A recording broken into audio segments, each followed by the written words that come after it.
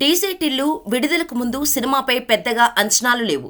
టిల్లన్న character audience enjoy చేశారు, surprise అయ్యారు. Box office బరిలో సినిమా భారీ విజయం సాధించింది. ఇప్పుడు టిల్లు ఎలా బిహేవ్ చేస్తాడు, ఎలా మాట్లాడతాడు అనేది ప్రేక్షకులకు తెలుసు. సీక్వెల్ టిల్లు స్క్వేర్ మీద అంచనాలు ఏర్పడ్డాయి.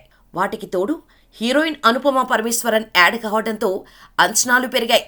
మరి సినిమా ఎలా ఉంది, రివ్యూలో చూడండి. కథ విషయానికి వస్తే రాధిక ఎపిసోడ్ తర్వాత టిల్లు జీవితంలోకి లిల్లీ వస్తుంది.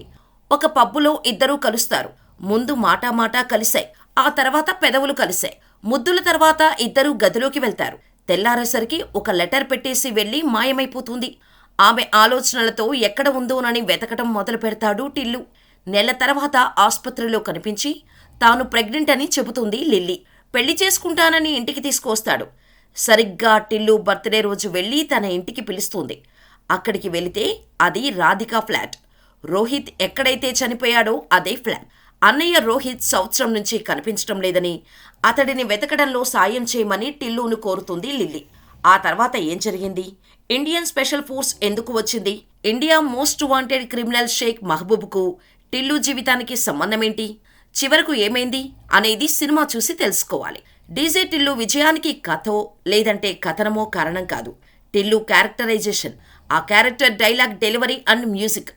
టిల్లు స్క్వేర్ దర్శక రచయితులు ఆ విషయాన్ని బాగా అర్థం చేసుకున్నారు. ప్రేక్షకులకు టిల్లు క్యారెక్టర్ గురించి అవగాహన ఉంది కనుక స్టార్టింగ్ సీన్ నుంచి టిల్లు నుంచి ఆశించే వినోదాన్ని అందించారు.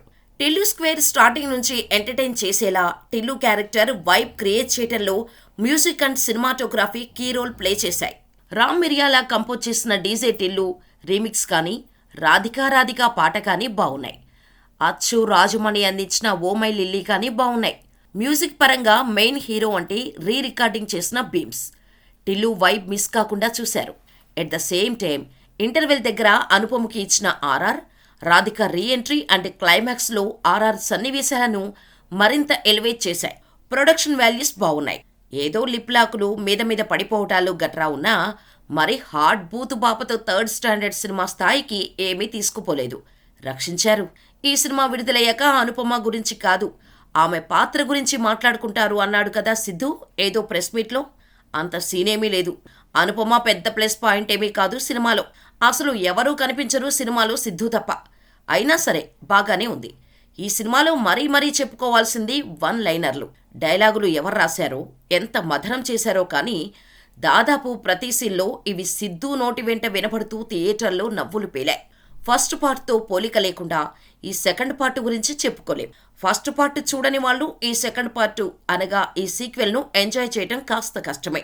మరీ చప్పట్లు కొట్టి పదే మెచ్చుకోదగినంత సీనేమీ లేకపోయినా ఏ ఫన్ కోసం ఈ సినిమా చూడటానికి థియేటర్కు వస్తారో ఆ ప్రేక్షకులను మాత్రం ఏమాత్రం నిరాశపరచలేదు సిద్ధు. ప్రస్తుతం మార్కెట్లో పెద్దగా చూడగల సినిమాలు కూడా ఏమీ లేవు కదా. సో టిల్లు స్క్వేర్కు కాసులు కురుస్తాయి అన్నట్టు మూడో పార్ట్ కూడా గ్యారంటీ. కాకపోతే అనుపమ ఉండదు. టిల్లు అంటే ఎంటర్టైన్మెంట్ అంటే Tillu. Anupama glamour added advantage. కథ కాకరకాయ గురించి ఆలోచించకుండా టిల్లు కామెడీ ఎంజాయ్ చేయడం కోసం హ్యాపీగా వెళ్ళొచ్చు. అంతకు మించి ఎక్కువ ఆశిస్తే కష్టం.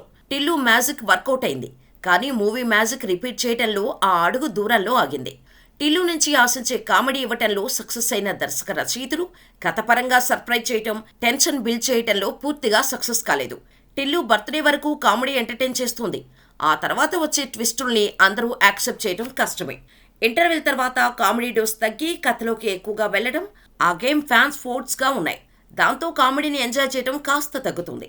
కానీ డైలాగ్స్ పేలాయి. కొన్ని పంచ్ డైలాగ్స్ బాగా నవ్విస్తాయి. ఫస్ట్ పార్ట్తో బాగా కరెక్ట్ చేశారు, కానీ ఆ రేంజ్లో ట్విస్టులు వర్కౌట్ కాలేదు.